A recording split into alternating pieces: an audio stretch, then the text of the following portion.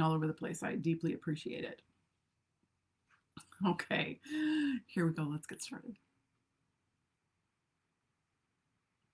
Hey, everybody. My name is Amy Eicher, and I am a chronic pain coach, owner of Restoring Venus, and an author. And I help motivated women experiencing chronic pain return to lives that they love through the use of movement, education, and self discovery.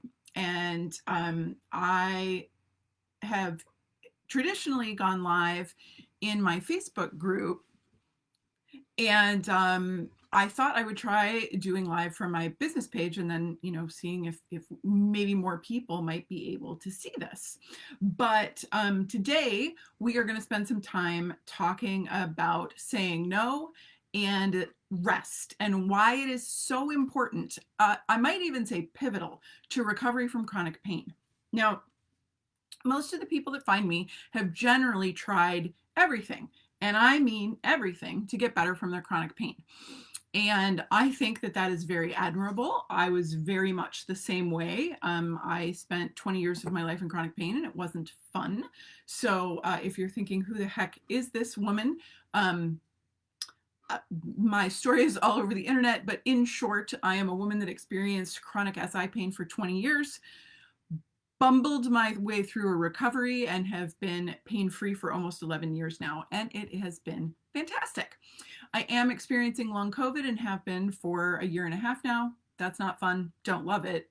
But a lot of the principles and the things that I talk about under the umbrella of Restoring Venus are also really important for those of us experiencing inflammation-related long COVID. So feel free to join me. And today's lesson about rest, absolutely 1 billion%, was prompted by my experience with rest through my long COVID journey. I coined the term in my friendship group that I was aggressively resting. Like, I was resting like it was my job, because of one of the 3 different ways that long COVID tends to present in people. And I literally did not have the energy that my body required to do the things that I wanted to do, like think and keep my eyes open and like breathe properly. So I needed to learn how to rest. And then in learning how to rest, my current ability to say no to things was intensely challenged, because I realized in order to afford yourself the room for rest, and rest doesn't always just mean sleeping, it means a lot of different things, which we're going to cover in just a minute. But in order to afford yourself the space for rest, you have to be able to say no to other people and other things.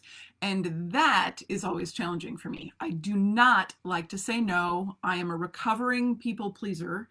And I did not really learn how to make great boundaries growing up. And most of my life has been I've been involved with people that don't really like me having boundaries, because it didn't serve them. So I've had to learn to make boundaries. And one of the things that really challenged me was how to say no. We've talked a lot in the Facebook group,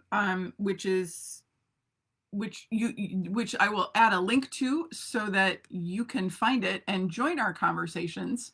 It's called Chronic Pain Support Stories, Restoring Venus. And there we go. There is a link to the group if you would like to join us. Just drop some answers to the questions and I will just let you right in. We really are a support group for people experiencing pain.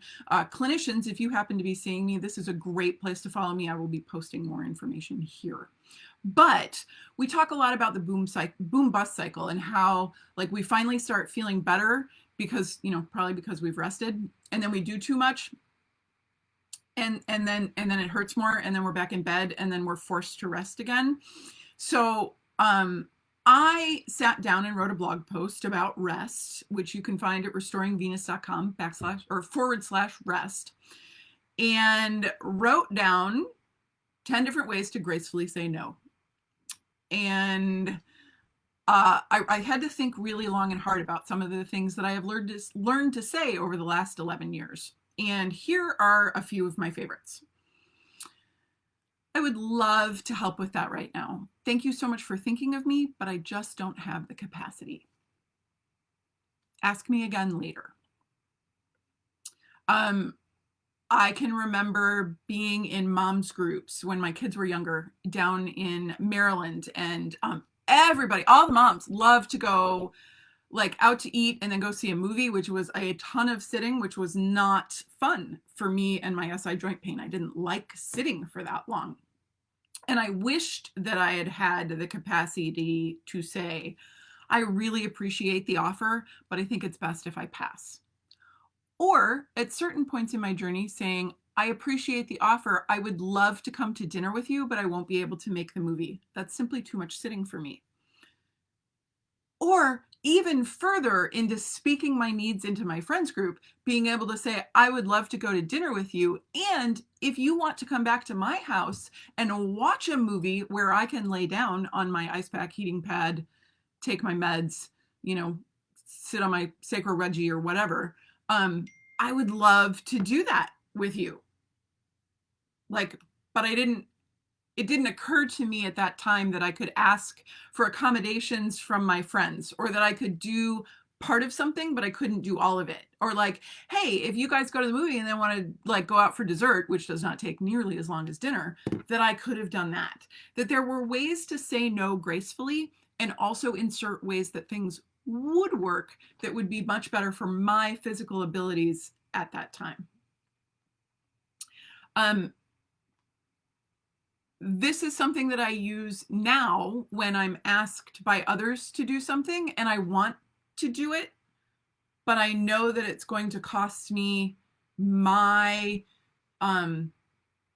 space physically, right? So the things that I need to do the things that I want to do. And I've learned to say, I'm really sorry, but I have to take care of something important during that time.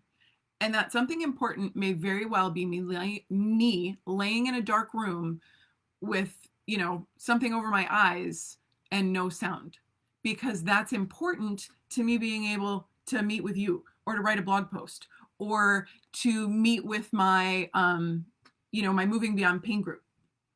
Sometimes I have to. So it means I have to say no to other things so I can say yes to things like this. And I don't know about you, but I'm getting a lot better at doing that. And I hope that these are some phrases that gives you some ideas. And then there is also my favorite that I have a really hard time with this one though. But no, I can't do that without giving explanation, because we don't always really owe people an explanation for what's best for us. And a lot of times people that ask us for things don't understand. So I know many of you have asked me, how do I talk to my friends? How do I do this? How do I communicate that I can't? I hope that these are some ways that help you. There are more listed in that blog post that I spoke about. So I do want to point out that, hey, Pete, I do want to point out that saying no to other people for your own physical, mental, and emotional health isn't rude.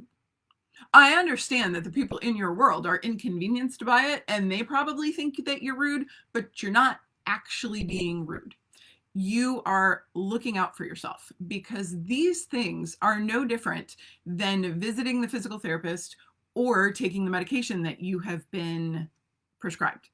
These are things that are equally, if not more important, to our healing, to our healing journey than saying yes to the person that we just don't want to upset. You hear me? You picking up what I'm putting down? You getting that? Now, the other thing I wanted to talk about today was rest. And I have been... So, yeah, Rachel saying no without explanation is very hard for me too, because I don't want people to be upset with me, and I hate being misunderstood. And I know that those are triggers of mine. I know that those are things that make my nervous system really upset. So sometimes I explain for my emotional health, But if I feel like I owe the person an explanation, that's when I know I'm in unhealthy territory. Pete says saying no is also important to our self-management. Hell yeah, it is. All right. So did you know that there were 7 different types of rest that we human beings, whether we are in pain or not, need? My son just said, no, I didn't know that. Well, the reality is there are. And a couple weeks ago, I just dug into these because I found it so fascinating. So bear with me, if you will, and I'm just going to list off the 7 because some of them were things that I had not thought about. When I think about resting, I think about physical rest, laying down, right? Like stopping what I'm doing and sleeping or napping or relaxing, which is important. I think you would all agree. Like we come to physical limitations where we really do just need to sit down. Sometimes we need to lay down because that's a position of comfort and we need to give our bodies a break. Absolutely nothing wrong with that. There is also mental rest. Now, do me a favor and give this video a like if you have a tendency to think about your diagnosis, think about what your next treatment step is, like you're constantly trying to figure stuff out, right? You want answers and you're constantly trying to figure stuff out and your mind is constantly going. And it may be like troubling you from sleeping at night because it's so busy up there. If that is you, it is okay to unplug from your own thoughts and sit down in front of the TV and watch Grey's Anatomy for the 400th time. Oh, wait, I'm telling on myself. To watch your favorite TV show for the 400th time. Because research tells us that those of us that are a little neurospicy and that need comfort, we tend to watch the same shows over and over again because we already know what's going to happen, and that is comforting. So if that's something you do, totally normal and actually good for you, as long as you're not like 100% avoiding the rest of the world. You got me? Pete says he's lying down right now while watching me on the sofa. Good for you, Pete. Pete is also like a number of hours ahead of us, so he is headed into his evening over there in the UK. Emotional rest is the 3rd type of rest, and this is taking care of your feelings. Now, I don't know about you, but I am phenomenal at pushing my feelings aside to make other people comfortable. I am excellent at swallowing my feelings so that I am not an inconvenience. I am also an expert at like trying to explain away anger so that I don't have to feel it, because I do not like the way that feeling feels within my body. So maybe you have a feeling that you don't like feeling. Maybe it's, or maybe you're feeling all the feelings of like guilt and shame and whatnot. You can passively deal with that by shutting it down, by listening to music, busying yourself with other things. But I'm going to suggest that if that is the only tool that you employ, that your nervous system is eventually going to catch up to you and it is going to start being wildly aware of like every signal it's getting, which, is probably not great for your pain experience. So emotional rest tends to actually be a more active form of rest, where we are journaling, we are practicing talking to a therapist. Maybe we're talking out loud. Maybe we're pretending that we're having a conversation with someone that we need to speak to that we're afraid to speak to. Maybe we bought a whole bunch of plates from the dollar store or Goodwill, and we've set up a place in our garage to just throw those things against the wall and break them because we need to let our anger out.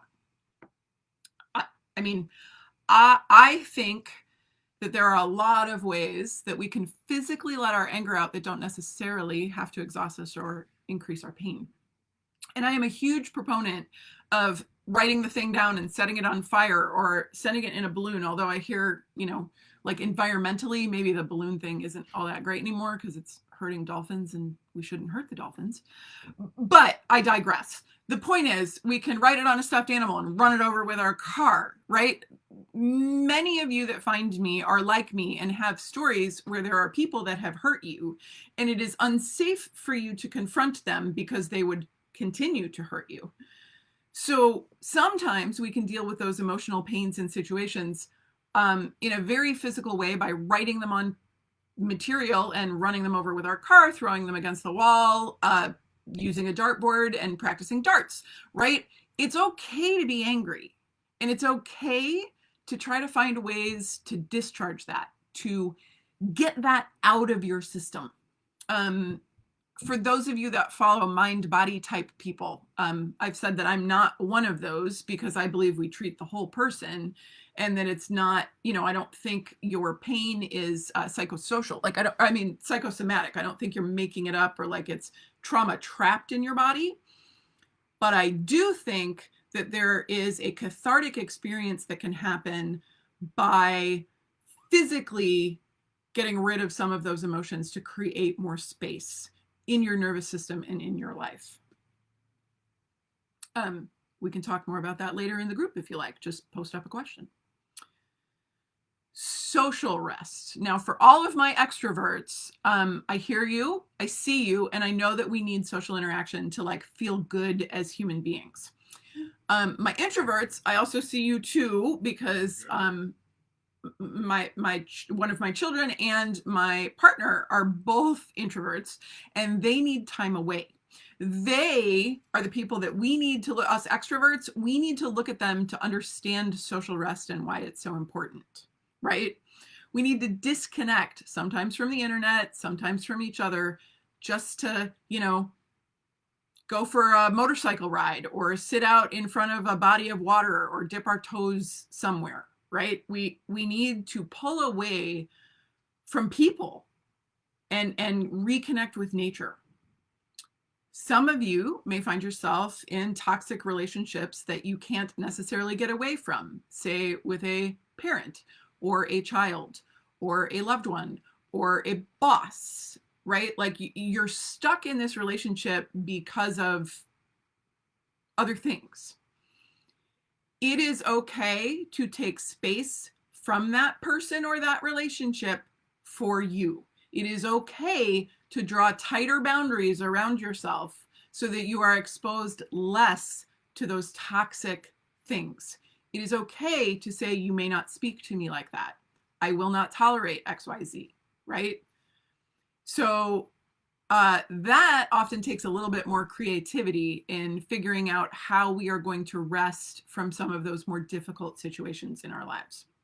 But toxic relationships take up way more space in your cup than you probably think that they do, because we live with them day in and day out, and we don't notice them until they're gone. This may be my favorite active type of rest, and the fifth type of rest is creative rest. We need to create things, be that art. Susan, who is part of our community, makes these amazing rocks. She paints them. They're amazing. I will tag her after the video because they are amazing. There are a number of painters in our group, people that do watercolor and oils and various things. I like to build with wood. I like to take things that were like once windows and turn them into other things like coffee tables or mug racks. I like to build, and I also like to paint.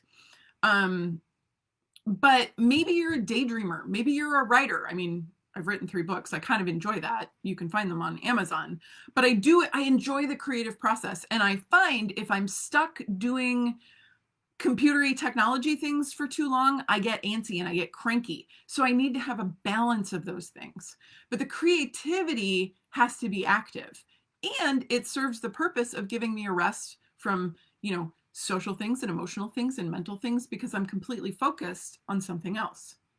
So if you don't have a form of creative rest, I encourage you to seek out that hobby that you can do while you're physically resting. Number 6 is sensory rest. I think about I think about social media and how large of an impact that has on our lives in 2023, and like the warnings that are coming out for children. And if the warnings are coming out for children, they probably should be coming out for adults too. I understand after 25s, our brains are fully developed and all of that, but they do have a tendency to change our attention spans and a variety of different things. So consider that when your pain is rising and you are in your local department store and children are screaming and the fluorescent lights are buzzing and like your skin itches and your hair hurts, that maybe, just maybe, you need some sensory rest. It was crazy to me to realize as I was going through long COVID, which felt like it felt like I was forced to understand all these things to take care of myself. But I can remember going with Nate to our favorite little restaurant, Rosie's, and the sound would like hurt my skin. It would hurt my head. Like, I'm not prone to headaches. And it wasn't a headache. It was like pressure inside my head trying to escape my head. And for those of you that are experiencing long COVID, you may understand that. But I would come home from, like the simple experience of grabbing a drink and picking up our order to go, and I would be completely exhausted, trying to drown out the sound of other people so that I could focus on what Nate was saying, focusing on what my partner was saying, trying to make decisions about what I wanted to eat or drink. All of those, plus the lights and the sounds of other people, all of that drains your battery. It is a draw on the system. And there are times when our pain is so loud and so overwhelming that those tiny little things can simply be too much. They are too much, and we need to pull back from them. And it is okay to go sit in a dark room with no sounds and no TV and no social media. It just is. And it's okay to tell your family, your loved ones, whatever, that you need a break. If you are a mom of young children, your kids are not going to die if you stick them in front of a tablet or a TV for however long you need. Quite frankly, they're not going to die. My kids are fine. They lived. And they're not addicted to TV. So it'll be okay. I had a friend once say that they had she rolled up socks for her toddlers, and she laid on the couch and they just like threw socks at targets around the room. If you need help as a mom with young children trying to figure out how to get some rest in, post up in the Facebook group. I will help you. I've done almost everything. One of my other favorites was a mom that gave her toddler a box of tissues and told her to pull it all out. Sure did. And then I can teach you how to make clean mud out of it, which they can play with in the kitchen sink, which will give you more time to rest. And it's clean because it's water and dish soap and the toilet paper that they just tore up. It's good stuff. Sometimes that education degree comes in handy. The last type of rest, you may say to me, but Amy, I'm not religious. Okay, cool. I'm talking about spiritual rest. Connecting to something bigger than you. That may just be nature. It doesn't have to be a God, but it's connecting to something bigger than you, whatever that bigger than you is in your mind. And it's connecting to that and getting life from that. That may be a version of organized religion. Fantastic. Find a way to connect. Listen to songs from your faith. Listen to online sermons from your faith. If you can't get to a service of your faith, maybe consider talking to who or whatever it is that you believe is bigger than you. Maybe it's just being a passenger in a car on a nice day with the window down and appreciating the colors and the seasons and the sensations of being outside. But again, that type of rest in that situation is very active. Sometimes, if you are part of a religious organization, you need passive rest. You need to step back from your commitments to your organization. That is also okay. And I get it. I was in full-time ministry well before I became a chronic pain coach. But sometimes the best kind of rest is pulling away from those things. It's not always easy to figure out how to incorporate these things into your life, but my encouragement would be to think through what you need, because what you need is different than what I need, right? Like our nervous systems and our wants and our needs and our values are all different. So figure out what it is that's making you tired, because if you're getting enough sleep, it's probably not just like lack of sleep, lack of REM sleep, right? Now, if that is your issue, and it's been going on a while, I encourage you to talk to your doc. It's important. We gotta sleep, because I always say if we can't sleep and we can't poop, the rest of it just doesn't matter. But if you're sleeping and you're napping and all of, you've got all of the physical rest under control, you probably need one of these other types of rest, and it may involve learning to say no. I appreciate you being with me today and all of the different things that we have talked about. And the chat has been awesome, as always. But for more conversation, for more hints and tips, I would love it if you would join our Facebook group. It's completely free and tons of information is posted in there weekly. We have lots of great discussions and you'll learn a ton. I will post the link again after I'm done talking. If you have enjoyed my free content, like these videos and other things, and would like to support me, I would really appreciate it if you would consider going to buymeacoffee.com/restoring Venus and just, leave a couple bucks. That really helps me to continue to pay for all the things that I need to give the free content out, because believe it or not, there are fees associated with all that. So that would be incredibly helpful to me if you choose to do that. And the last thing I want to let you know about is if you want to know more about chronic pain and you want to understand it better and why all of those things that you have been doing are not working, I invite you to sign up for my course, Chronic Pain Explained. And I'm going to drop the link. It's a little long, but I have a new website at education.restoringvenus.com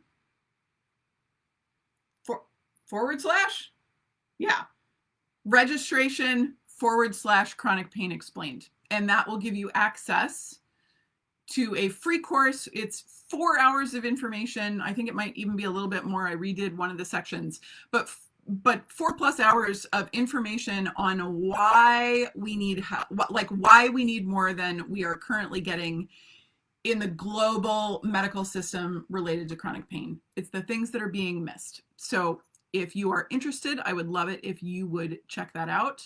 And I am going to drop those links right now. So you can join the Facebook group, you can buy me a coffee, or you can sign yourself up for 30 days of access to that free course that I just talked about. Thanks so much for joining me, and I will be back next Friday talking about something new, and we'll be talking about osteoarthritis and facts and things we need to know so that we don't have to be scared of it anymore. So I hope that everybody has a great weekend, and I will see you back next week. Take care, everybody.